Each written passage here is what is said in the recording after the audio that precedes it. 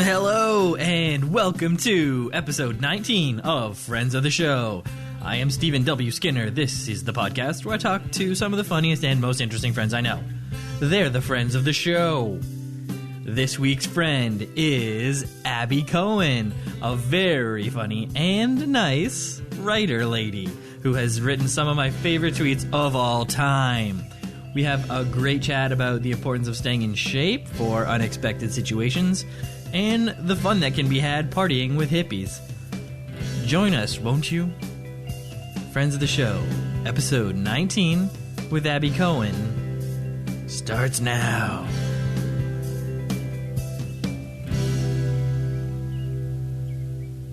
I'm against picketing, but I don't know how to show it. Mitch Hedberg.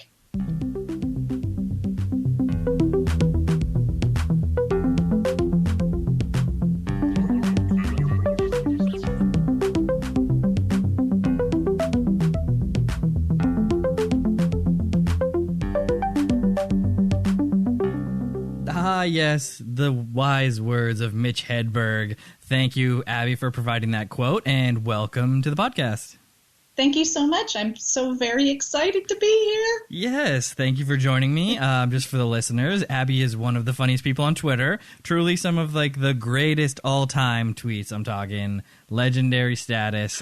Very lucky to have her as a friend of the show and on the show today. So welcome. Thank you so much. The way you described me, I really hope to know me. Wow. Yeah, you got to live up to this hype now. No problem at all. I'm so fucking awesome. Well, you already started very strong with that quote. Mitch Hedberg is, one of the all-time greats, comedy-wise. His one-liners, right? Just some of the best. And absolutely. That's kind of my domain too. I really like the short, sweet one-liner jokes, and so Mitch Hedberg is definitely a huge hero of mine. So I applaud your choice of the quote. I'm silently applauding. Oh, is that what that was? I wasn't sure. Yeah, I thought you were cutting out for a second or I lost you. But it was just a silent applause that you don't often hear. Or ever, really. You don't ever hear it. Cool. So you're also a Mitch Hedberg fan is what I'm trying to get to? Yeah, I've always loved comedy. I've been on this world for many decades, and when I was in high school, I used to watch The Tonight Show. I'd stay up late with my brother and watch The Tonight Show and watch all the comedians, and lived in the Bay Area and went to the Bay Area Comedy Festival when I was underage. Oh, and, snuck in. They didn't card us, and then they did, and we had to not go to that one, but that's okay. We still comedy fans, me and my friend Barbara. Barb, shout out. So you got in. So who are some of the notable names that you saw growing up in the Bay Area Comedy Fest? These probably everybody who's listening is too young to know, but Dana Carvey was one of the guys, and he actually tried to get us in one time. What? And yeah, Marsha Warfield. Let's see, Bobby Slayton. Those were the big ones in that one of the rounds that we saw when we were kids. That's pretty cool. Yeah, Bobby Slayton. He's like the killer of comedy. I know he has a cool nickname. And I'm not sure about that second person that you mentioned, but Dana Carvey, obviously, pretty legendary. True. SNL alum, and Garth. he's Garth. So very cool. Yeah, I am also, as you may know, a huge comedy fan. So anytime we get to talk about it is great. Have you seen any? Who do you like nowadays? Nowadays, I love. Well, Danny Glover is great. I was a big Chappelle Show person. Okay, fan. Yeah. I like Louis C.K. a lot. I think that Amy Schumer is pretty fucking cool. Okay. Let's see. All time, probably, and again, I don't know if anybody knows this, but Bobcat Goldthwait was an amazing stand-up. Oh yeah, and still is. He co-hosts a comedy show now. Right. That makes sense. Yeah, he's, now he doesn't do the crazy voice thing, but he's still, I would put anybody against him. He's amazing. Yeah, for sure. And I know he retired the voice kind of thing, right? Got gimmicky in his eyes. And I think he has a really great WTF about it where he talks all about it. So I would agree with that, all those assessments. And again, a million years ago when they used to do Comic Relief, there was a bit with him and Penn and Teller where they made him They strapped a uncooked steak to his ankle and made him walk on hot coals and tell jokes until it was cooked. And it's still one of the funniest things I've ever seen. I don't think you can find a video of it, unfortunately, but he would step on the coals and start to tell a joke and then go, I'm going to move my mic. And then he would go and jump off the coals and they go, no, get back on there. Not done yet. So that is wild. Yeah. Kind of tell her. Those were the days. Yeah, those are the days when you could pull wild stunts like that and get away with it. Right. Ah, great. So we're friends of comedy. That's what we can agree on. Yeah. Well, that is lovely. So let's move right into your story. And the story is titled, Thank God for Brazil Butt Lift. Trademark. I still subscribe to that. Yep. Is it a subscription-based service? What is that? I thought it was like a DVD thing. Probably you can get subscription now, but at the time I was working at Beachbody in the marketing department, and we got to do workouts at the office during the workday. Oh, that's a nice benefit. Stay healthy, awesome. And it doesn't eat any time out of your day or like out of your personal time. True, but that's probably why they had to lay off a whole bunch of people, because they were letting us like not work full days and. Yeah, maybe too much of a benefit. That's why they don't. That's why they don't do that at other places. True. But many of us had very nice butts for a while. I guess, it also helps the brand. In that case, it's part of the brand identity for everyone to have beach bodies. We used to everyone say just that showing abs around the office. I apologize. I stepped on you. What'd you say? No, I stepped on you. I was just saying a joke about how everyone would be just bearing their midriffs around the office, showing off their six-packs. Was that the case? It was often the case that both the good thing and the bad thing about working there is that people would walk around in exercise clothes all the time. Blessing and a curse. You're working at a gym. Yeah, and, some of us should not be walking around with almost nothing on. But, hey, whatever. Extra lost time from people rubbernecking at the people.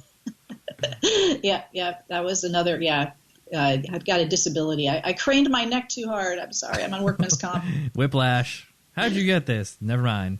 Okay, so we're getting off track. So Brazil butt lift, trademark, all patent pending. Yeah, so I got to do that at work, so I was in pretty good shape for a while there. Yeah. Okay. So you ready for me to launch into the story? Yeah, ready for the story.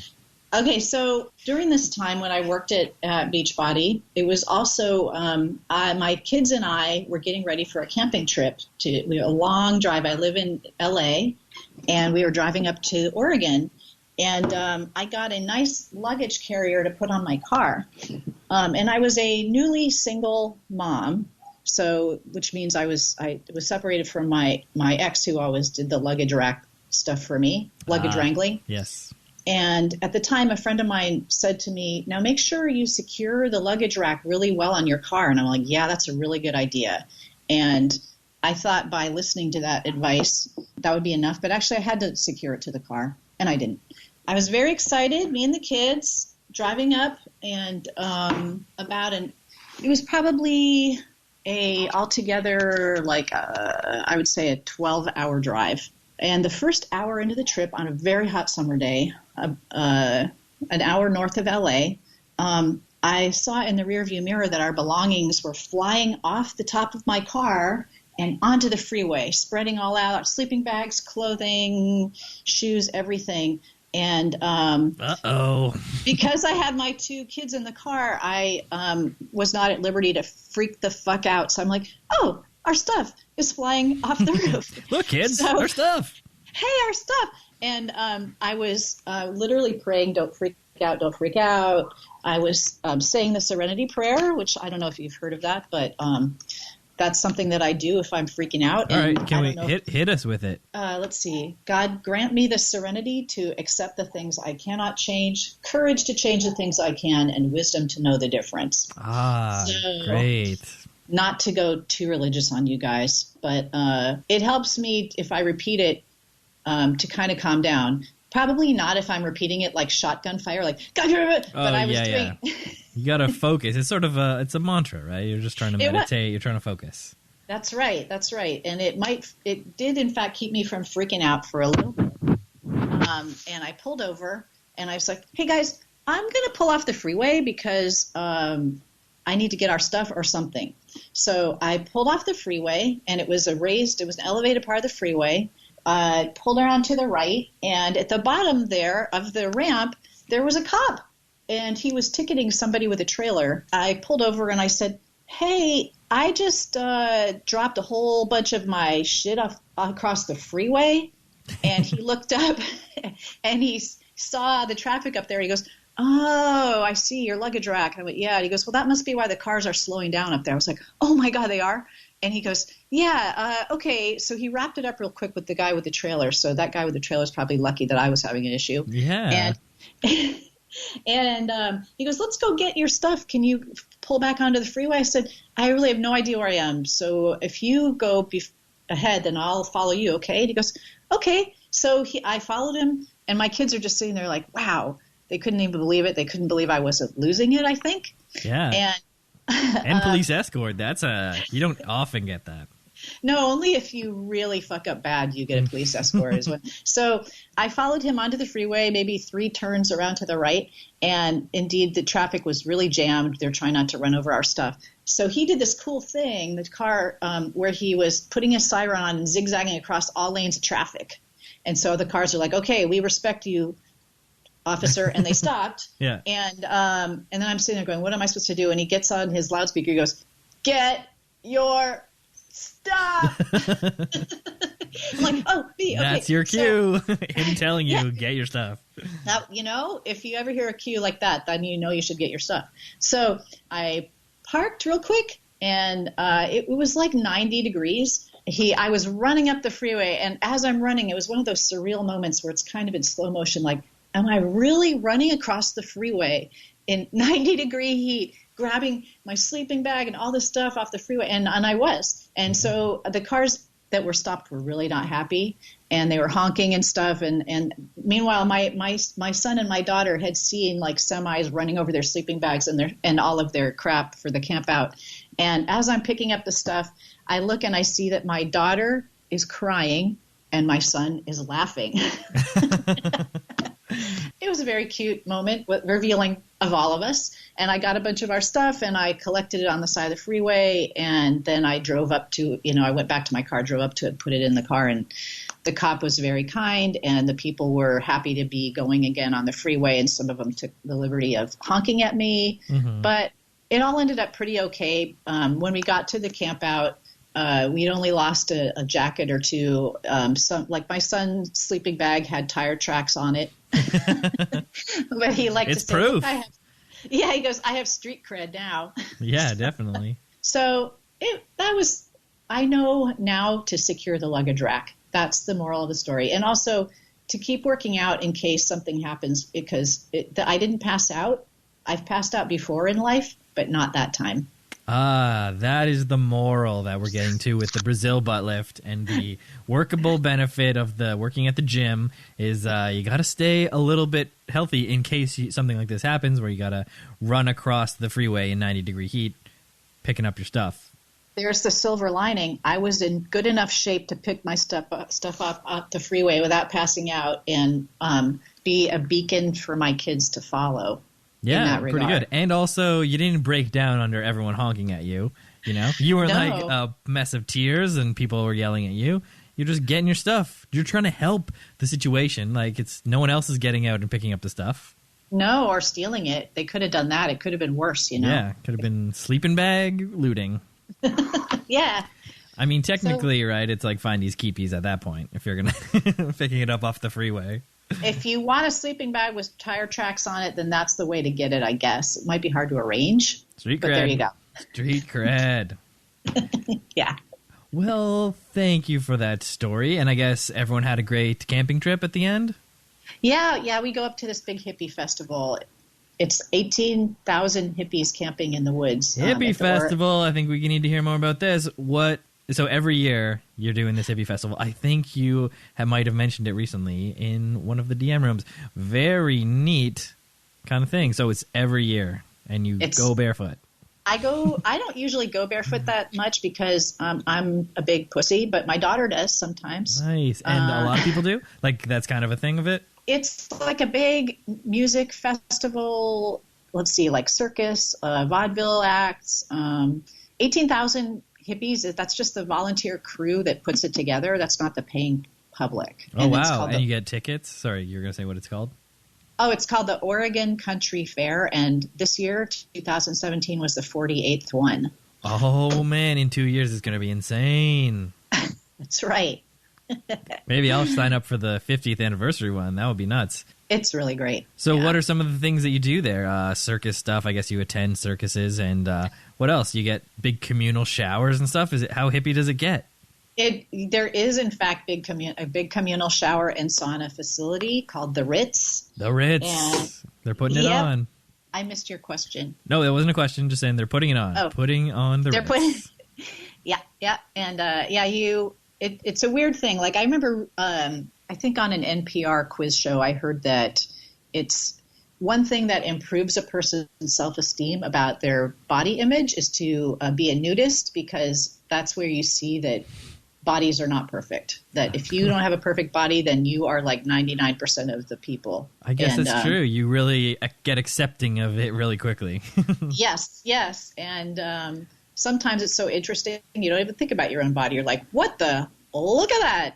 I guess that's true. Yeah, and what with society, you don't get to see like real bodies all the time. Yep, which, I can see that's kind of a plus side of society sometimes. But, I mean, and one of the times when I went before the fair, the shower facility was closed, which is usually the case. And I had to take my kids to take a shower, and I got in because I know someone who knows someone. And they said, I was trying to get my kids to strip down and take a shower, and I was having an argument with my son, who I think he was 12, and I said, okay, so real quick, take off your clothes and get in the shower, and he said, but there's people over there, and he pointed to some workers that were like 20 feet away, and I said, they don't care, they're working, and he said, Mom, I will literally die of shame, I will die of embarrassment.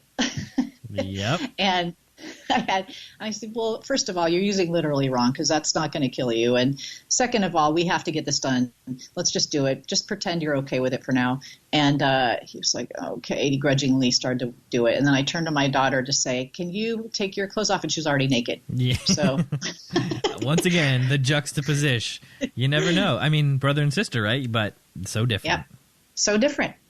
One laughs when trucks run over their sleeping bag. The other cries. Yeah. Yeah, one questions undressing in front of strangers, and the other one does not. It's a mixed bag. You never know. I guess you never know, but it sounds like a fun time. So what else is there? There's rides, big music, jamboree. Is there a jamboree? There's not a jamboree by name, but there's a lot of jam bands. That's half of it. What's that? That's half of a jamboree, the jam part. Well, I'm not a math wizard, but it might be slightly less than half. But yeah, we're getting into percentages of. Yeah, you're right. Though there's quite a lot of musical acts. There's this thing called Girl Circus. There's this thing called Nanda that is sort of tumbling and juggling along with music and comedy. There's higher wire acts that are. And obviously, it's all super hippie oriented, like leftist oriented. So we try to not leave any mark on the land. Also, a lot of the food is super healthy, grown organically, locally sourced. Yeah, that's that good hippie stuff. That's that real hippie 100 kilometer plate or whatever. Say again? Yeah, eating locally. Oh yeah. I haven't heard that rule before. That's one that I will ignore, though. I'm sure you can get much closer. Yeah, I just go to the store that's like 2 blocks away. I don't know where they get it. I lost my train of thought, which is probably for the best. Oh, yeah, that's okay. I was just trying to dig into this hippie commune feel, because I really think it's very interesting. A bunch of hippies getting together, doing their hippie thing, music, maybe hemp bracelets. Absolutely. Kombucha. Tie-dye clothing for sale. Necklaces and art, like homemade art. The thing about the craftsmanship there is it's pretty insane. It's really high. It's really great. Yeah. And quite a lot. I'm sober, but there's a lot of pot smoking there. Ah, yes, of course. So, yeah. So you probably get some sort of secondhand buzz there some of the time. I do, and but I can't with sober people. I mean, the fact is, I love drugs and alcohol, but I can't do them anymore. So I take refuge in talking about my feelings. That's what I'm addicted to now. So. Oh yeah, yes, just swap it out. Yep. Well, that's good that you are able to do that and get out there still, and separate those two activities. That's good. Yeah, very proud of you for however long you've been sober. 6 years. Thank you. Nice. Congratulations. Yeah, I know it is a challenge for a lot of people, so yeah, you got to celebrate those wins. Thank you, Stephen. Great. And moving on, I won't bother you anymore about your hippie commune. We will get into the tweets. So, the tweets that you have chosen, that you have written yourself, the Abby Cohen WL favorites. So, I don't think we mentioned this. The WL, I just found out what it means. Are we allowed to say on air? Yeah, sure. Writer lady. Yeah. So, you like a good scribe. You like a good story. You like to write. Yeah, I've been writing. This sounds so pretentious. I've been writing since I was like 11 years old. I chose that as my email address because it's easy to remember. And I thought it was cute to add lady, Abby Cohen, writer lady. So if you don't think it's cute, then you might not like my writing. So That's good. Okay, so the first tweet that you have selected, I shall read. It is, most people who say, I'm bad with names, mean they can't remember them. But I'm bad with names in another way. Anyway, meet my son, Whoreface. Nicely done. I don't know. Sometimes it's hard to read, but this one was pretty straightforward. Meet my son, Whoreface. So obviously, this is a based on real life tweet for you. Well, Whoreface cried. No, I'm just kidding.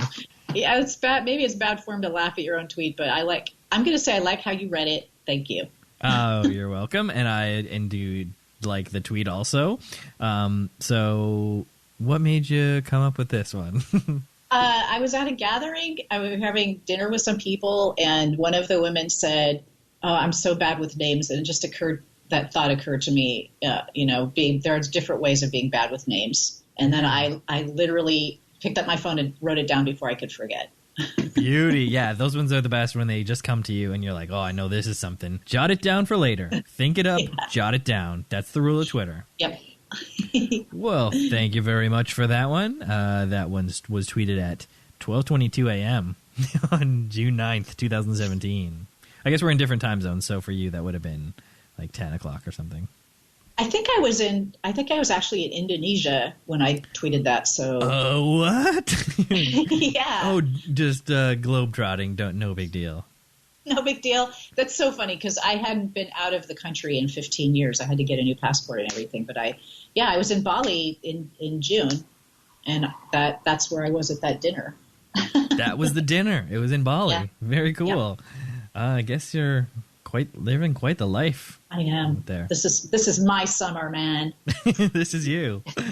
This next tweet that you have chosen is the first tweet that will have been read twice on the podcast, and I'm allowing it. Normally I don't, but I am. So it is the Shakespeare one. So if you would like to read it, that'd be good. Okay, cool. Yeah, it's realized I never said unquote after reciting a famous poem in 10th grade. Sorry if you thought everything I've said since is Shakespeare. Nice. When I read it, I made the second line way more sassy. I was like, sorry if you thought everything I said is Shakespeare. Where did somebody pick that one before? Yeah, someone picked that as one of their favorite tweets to be read on the podcast by me. And I wish I could tell you who it was off the top of my head, but yeah, I've already done a lot. That's so cool. I'm so flattered. Yeah, it was a good one. All right, the final tweet from Abby. Wait, let's talk about that one. How did you come up with it? Do you like Shakespeare? I love Shakespeare, and that was it's so funny to talk about. let's talk about Twitter and tweets. It's so we're so nerdy. First of all, I joined Twitter in like 2009, but I didn't get it, and I tweeted like an average of once a year for a while, and then in like the end of 2014, I started to just like turn to. I think I had been laid off. That's why. Oh, that's a good reason. So, some more time. Yeah, exactly. So I was hanging out with some people in one of the first group DM rooms, and everybody was super motivated to try and come up with stuff, and I think that somebody, like, there was a big account like going through, and maybe it was Mara Wilson. I'm like, I'm going to try to come up with something really good. I panicked, So I was going through my regular timeline, and I saw the word quote, and I remembered this. I made this joke when I was like 10th grade or something. Oh, and it came back. It's a way back callback. Yeah. So I had some pretty good jokes as a high school kid, and I just suddenly remembered it. Yeah, sometimes they bubble back up. Boop. Yeah. Nice. Well, now that we know that you're not actually quoting Shakespeare this whole time, this tweet has almost 30,000 likes at the time of this recording. So very cool. Yeah, by far my most popular one. This is your popular one, most popular? Yeah. Huh. Wild. Yeah. Very good. Congratulations. Yeah. Thank you very much. On your success with this tweet. Okay, and we get to the final third tweet from It's Abby. Yep. And she has given us this tweet. Releases helium-filled heart balloon. Me. You're free now. Balloon. I'ma choke a bird. It's a balloon. The balloon is talking, and yeah, it will definitely be detrimental to the environment. I think this is a great social satire, right? It's funny, but it's also a sneaky commentary. Don't release those balloons. Yes, you have found the hidden meaning, Yes. Oh, yes. Each of your tweets has several layers like an onion, and we're just peeling them back on the podcast. Almost all of them, yeah. I kind of want to hear how you would read the balloon part. What's your balloon voice? I'm a choke a bird. Nice. Classic balloon. It's very goofy. Those balloons are goofy as heck. So thank you very much for choosing those 3 tweets and sending them in. Those are great. And now we get to your picks from other people.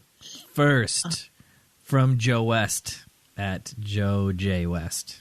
I'll read this one. It is security guard speaking into the cuff of his shirt. The president is on the way to the car. The little mouse that lives in his sleeve. Okay, cool. Very nice. He's talking into his sleeve, but it is not to a wireless communication system. It's to the little mouse that lives in his sleeve. So that is a funny twist. Thank you for picking that one from Joe West. Is that a buddy pal of yours? No, he's just somebody who has a lot of great ideas, great tweets. He doesn't tweet that much. I think he used to more a year or so ago, but if you check out his account, everything is gold. He is so funny. Yeah, he's a good one. He's got a big beard in his AVI, as you can tell, if you are checking him out. So definitely give him a look. All right, Abby, maybe we'll get you to read this next tweet from Audrey. Yeah, she's so great. Okay. Well, this is me, I say, climbing into a plant so that we're no longer walking in the same direction after saying goodbye. Another classic real-life conundrum that we've all probably had to deal with. That awkward say goodbye and then immediately start walking in the same direction as the person. It's worth it, So this is one way to get out of it, climbing into a plant. I love that because I can totally see it. Yeah. You can really visualize. Are you visualizing Audrey doing it? Yeah, and I don't personally know her, but I've seen her picture, so I believe that she's a real person. Great. Yeah, so shout out to Audrey Farnsworth, I believe is her name, at Audi Penny, AUDIPENNY. Yes, shout. The shout-outs just keep a-coming, and we arrive to your third tweet, selected from literally hundreds of tweets, from Kat Damon, at Corn on the Goblin. Hello, everyone, this is your pilot speaking. If you look out to your windows on the left, you'll see some fish. this is the worst I've ever messed up. Because they've clearly crashed into the ocean or a lake. Yeah, he's another one he's got so many great ideas, so many great jokes. Yeah, it seems like he has a high volume of output that is always very good. I know he does a lot of great tweet joke parodies. It'd be like the Weird Al of one verse of a song on Twitter. Yeah, he does that, and he has a lot of great cat tweets. And the cat tweets as well, yes. He's a big fan of the felines. Yep. What's not to like? They're cute. Yeah, perfect. All right, well, we flew through those tweets. Great tweets. Thank you for selecting those, and thank you to everyone for writing those tweets to have been selected. I hope you're listening. And now, we turn to questions from Twitter. Wait, I have this little sound clip, I think. Tonight we're in Burton-on-Trent, and welcome to Question Time. Could you hear that? That was weird. Yeah. Welcome to Question Time.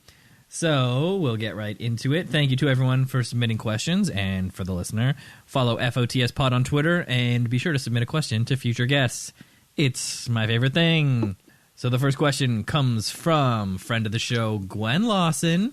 Shout out to @Ms. Gwen L. And her question for Abby is, if you could choose to be reincarnated as any non-human animal, what would that animal be? First of all, Gwen, thank you for your question, and you're adorable. And I've thought about this a lot. Actually, I haven't. I've thought about it a little bit. But I think I would love the ability to fly.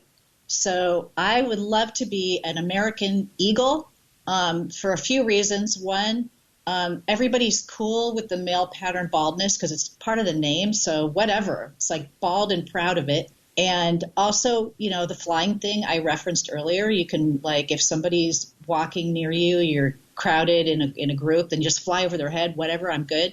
And also, I think it might be true that ignorance is bliss. So I think that bird brains are small and maybe birds are stupid. So maybe I'd be super happy. I think those are all valid points. I don't know. I'm not a scientist, but I like to make stuff up. So. Well, that's a good answer. So thank you, Gwen. The answer is American bald eagle. Yep. Great. Do you have a runner-up? I think elephants, because their feet are super weird. They almost look like they almost look like a drawing. I drew this part of the head looks cool and it's really complicated. By the time I got to the feet, I'm like, I'm so sick of it. Just like draw those feet, whatever. I'm done. The reason is because they have weird feet. That's your reason. It went from being able to fly, the ability to soar in the heavens, to weird feet immediately. Okay, I'm glad that I asked that follow-up question. Yeah, maybe I have a bird brain. I don't know, because that seemed like an easy transition for me to make that. But well, you went from bird brain to elephant, like super high emotional IQ and great memory. Yikes. Quite a flip-flop. Well, the afterlife is really a crapshoot, so yeah. Oh, yeah, we could get anything or nothing at all, depending on what you believe. All right. So many things are up to what you believe, Yeah. I guess that's true. Yeah. So make sure to believe in this podcast, everyone, and I think we'll be okay. So we're moving on to the next question. From friend of the show, Timmy @TheTimmyToes. He's actually going to be next week's guest. Ooh, you heard it here first. Woo! Yes. So shout out to Timmy, and the questions he asks are as follows.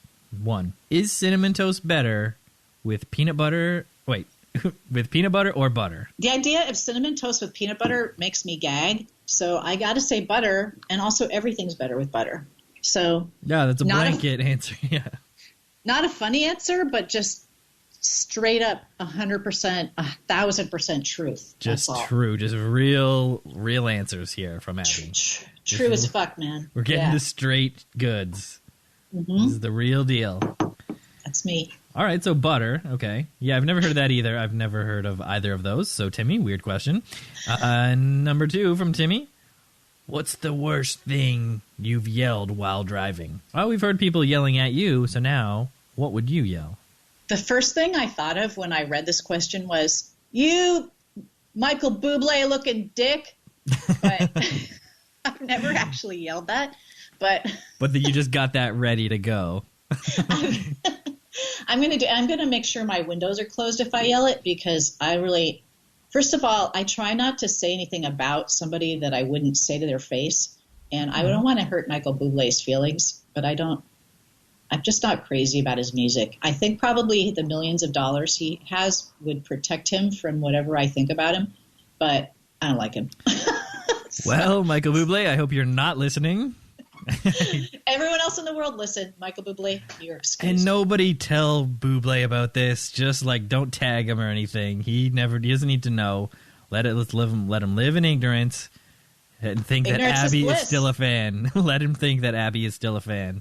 Yeah. There's that ignorance is bliss thing again. So, and this made me remember a story though. May I tell you a story about yelling at somebody while driving? Please tell us a story, Abby. Okay, so one time, many, many years ago, I was in a parking lot that was very jammed, and I forgot that my windows were open, and some guy was blocking my way, and I yelled, "Move your big-ass car!" And he goes, "I'm stuck, I'm trying to move it," and I yelled back, "I'm so sorry, I didn't know my windows were open. I apologize." And he goes, "Oh, all right, it's okay." And I thought that was a nice, how people can work through their differences story. Yeah, it was an amicable resolution, and it was really you admitted fault, you apologized.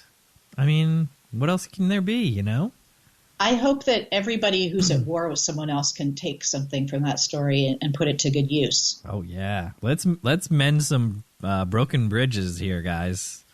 I think that's what Friends of the Show is all about, really. That is definitely one of the themes. Friendship. So, guys, if you're fighting with your friend, give him a call and just hash it out. Just talk. That's all it takes. Shout out to talking. Shout out to talking. Another great shout out for the podcast. If there is any super fans listening, a super cut of all the shout outs of the podcast, please. I would like to hear that, actually. Yeah, it's gonna be a long one, but I think YouTube, you can do those 24-hour videos now, so it's all good. Awesome. All right, well, let's keep the questions coming. Next question comes from Jeff at Jeff WNI.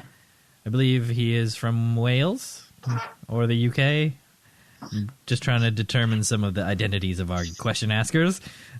So Jeff's question is, "Hi, Abby. Hi, friends of the show. As you seem to have it down to a T, what is your recipe for wonderfulness?" That is so sweet. And I think you're right. I think Jeff is a Brit. And also, I will answer. And then since you are a part of this, then you have to answer too, okay? Yeah, this is the first time the show has been asked a question. So go ahead. Perfect. So my wonderfulness comes from eating wonderful things like candy and my feelings. And no, I don't. I have no idea how to answer this in a way that's not really stupid. It's so nice that I am rendered speechless. Yes, it is very sweet. Not even really a question, just more of a very nice statement. Thank you very much, Jeff, for listening. Thanks for sending the compliment-y question. Very nice of you. Thank you very much. And as for me, my recipe for wonderfulness, take good ingredients like cool friends and online amigos, mix them up in a pan and stir fry until tender. Perfect. And then throw it into the oven at 350 for 3 to 5 minutes. Everyone forgets that last part, but that's what really makes the flavors pop. So thank you again, Jeff, and thank you, Timmy, for your question also. And now, final question comes from Jeremy G. at Jeremy Canadian. And his question is, before it's Abby, yep, did you refer to yourself as My identity is Abigail. Affirmative. Oh, Jeremy. Just asking a joke. And yet the answer is yes. And before that, I referred to myself as "Se habla abs si," and before that it was "Je m'appelle Abbe oui," and before that it was Sanskrit, which translates as "la la la la la la la la," and before that it was semaphore, which is not audible except the sound of flags whooshing, whoosh, whoosh, like that. Flags waving in the wind. That's it. Well, great answer. That definitely answers Jeremy's question. So thank you to everyone who has submitted questions to Friends of the Show. Very much part of how the show continues. We also got another comment in your thread, and it is from Sneaky Gift Kicker at The Sadnesses. And they simply said, "Yay!" Like, they're very excited to have you on the show. So just shout out to The Sadnesses. We love to get all those to hear back from the listeners. So thank you for that very much to everyone. Yay! Hooray! And I guess that it begins our slow descent towards the end of the podcast episode. So in your communications to me in our pre-show chats, you wrote, "I can do a laugh that sounds kind of like a dolphin." Oh, shit. Yeah. So let's hear it. Whip it out. I need to hear this. We need to get this on record. We need to have audio evidence of this. So I'll let you prepare, do your whatever you need to do, and the floor is yours. Okay, I'm going to make my microphone go away from my mouth. I forgot I wrote that. All right. Let's, and listeners, be ready. It might take me a few tries. Okay.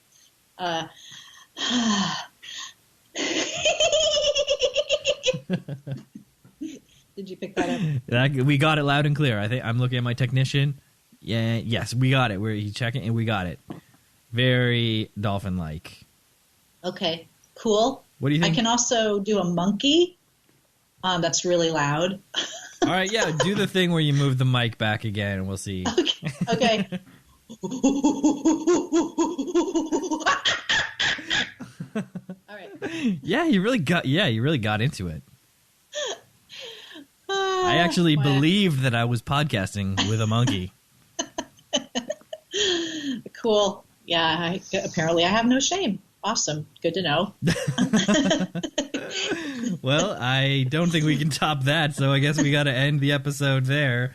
So is there any shout-outs or anyone you want to mention, other hippies or family and friends? Just shout out to all your Twitter followers. Anything goes. And then I'll play the theme, and you can say goodbye. Okay. I am amazed that people follow me at all, and I want to say thank you to people who stick with me, because one thing I do a lot is I will tweet something and it like sucks out loud, and then I take it down, and I don't know how else to do it. I mean, I know that a lot of people just are like, everything they tweet is amazing. I don't know how they do it, but that's not me. So I'm very grateful for everybody who pays attention to anything I tweet, and I'm I'm just going to talk for another second. I'm sorry. No, yeah, I'm going to play the theme and you can start talking. Yeah. Keep talking. I think Twitter is a great place to go if you're depressed and like jokes, and that's amazing and cool. I agree. Well, thank you very much, Abby, for joining us. Awesome.